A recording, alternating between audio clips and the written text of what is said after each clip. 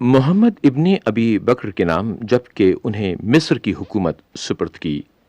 امام المتقیان امیر المومنین حضرت علی علیہ السلام نے ایک عہد نامہ ان کے سپرد کیا۔ اپنے عہد نامے میں امیر علیہ السلام تحریر فرماتے ہیں: لوگوں سے تواضع کے ساتھ ملنا،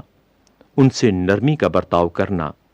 کشادہ روئی سے پیش آنا اور سب کو ایک نظر سے دیکھنا تاکہ بڑے لوگ تم سے اپنی ناحق طرفداری کی امید نہ رکھیں اور چھوٹے لوگ تمہارے عدل و انصاف سے ان بڑوں کے مقابلے میں نا امید نہ ہو جائیں، کیونکہ اے اللہ کے بندو، اللہ تمہارے چھوٹے بڑے کھلے ڈھکے اعمال کی تم سے باز پرس کرے گا، اور اس کے بعد اگر وہ عذاب کرے تو یہ تمہارے خود ظلم کا نتیجہ ہے، اور اگر وہ معاف کر دے تو وہ اس کے کرم کا تقاضا ہے۔ اللہ کے بندو، تمہیں جاننا چاہیے کہ پرہیزگاروں نے جانے والی دنیا اور آنے والی آخرت دونوں کے فائدے اٹھائے۔ وہ دنیا والوں کے ساتھ ان کی دنیا میں شریک رہے، مگر دنیا دار ان کی آخرت میں حصہ نہ لے سکے۔ وہ دنیا میں بہترین طریقے پر رہے اور اچھے سے اچھا کھایا، اور اس طرح وہ ان تمام چیزوں سے بہریاب ہوئے جو عیش پسند لوگوں کو حاصل تھیں، اور وہ سب کچھ حاصل کیا جو سرکش و متکبر لوگوں کو حاصل تھا۔ پھر وہ منزل مقصود پر پہنچانے والے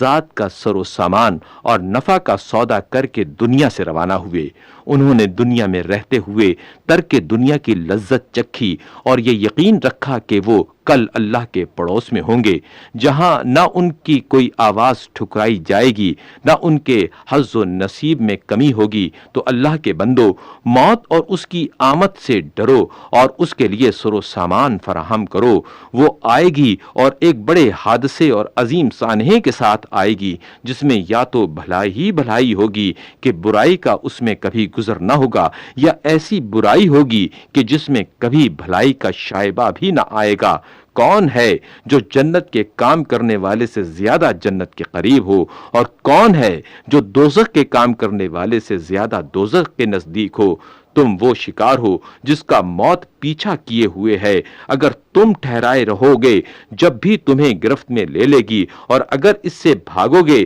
جب بھی وہ تمہیں پالے گی، وہ تو تمہارے سائے سے بھی زیادہ تمہارے ساتھ ہے۔ موت تمہاری پیشانی کے بالوں سے جکڑ کر باندھ دی گئی ہے، وہ دنیا تمہارے عقب سے تہ کی جا رہی ہے۔ لہذا جہنم کی اس آگ سے ڈرو جس کا گہراؤ دور تک چلا گیا ہے، جس کی تپش بے پناہ ہے، اور جس کا عذاب ہمیشہ نیا اور تازہ رہتا ہے۔ اور وہ ایسا گھر ہے جس میں رحم و کرم کا سوال ہی نہیں ہے، نہ اس میں کوئی فریاد سنی جاتی ہے اور نہ کرب و اذیت سے چھٹکارا ملتا ہے۔ اگر یہ کر سکو کہ تم اللہ کا زیادہ سے زیادہ خوف بھی رکھو اور اس سے اچھی امید بھی وابستہ رکھو، تو ان دونوں باتوں کو اپنے اندر جمع کر لو، کیونکہ بندے کو اپنے پروردگار سے اتنی ہی امید بھی ہوتی ہے جتنا کہ اس کا ڈر ہوتا ہے، اور جو سب سے زیادہ اللہ سے امید رکھتا ہے وہی سب سے زیادہ اس سے خائف ہوتا ہے۔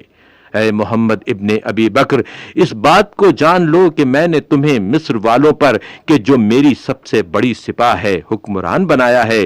اب تم سے میرا مطالبہ یہ ہے کہ تم اپنے نفس کی خلاف ورزی کرنا اور اپنے دین کے لیے سینہ سپر رہنا، اگرچہ تمہیں زمانے میں ایک ہی گھڑی کا موقع حاصل ہو، اور مخلوقات میں سے کسی کو خوش کرنے کے لیے اللہ کو ناراض نہ کرنا، کیونکہ اوروں کا عوض تو اللہ میں مل سکتا ہے مگر اللہ کی جگہ کوئی نہیں لے سکتا۔ نماز کو اس کے مقررہ وقت پر ادا کرنا، اور فرصت ہونے کی وجہ سے قبل از وقت نماز نہ پڑھ لینا، اور نہ مشغولیت کی وجہ سے اسے پیچھے ڈال دینا۔ یاد رکھو کہ تمہارا ہر عمل نماز کے تابع ہے۔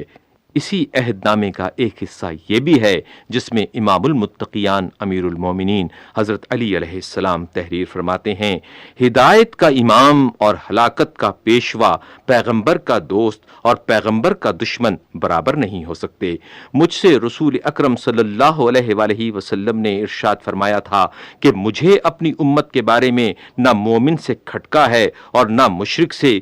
کیونکہ مومن کی اللہ اس کے ایمان کی وجہ سے گمراہ کرنے سے حفاظت کرے گا اور مشرک کو اس کے شرک کی وجہ سے ذلیل و خوار کرے گا کہ کوئی اس کی بات پر کان نہ دھرے گا، بلکہ مجھے تمہارے لیے ہر اس شخص سے اندیشہ ہے کہ جو دل سے منافق اور زبان سے عالم ہے، کہتا وہ ہے جسے تم اچھا سمجھتے ہو اور کرتا وہ ہے جسے تم برا جانتے ہو۔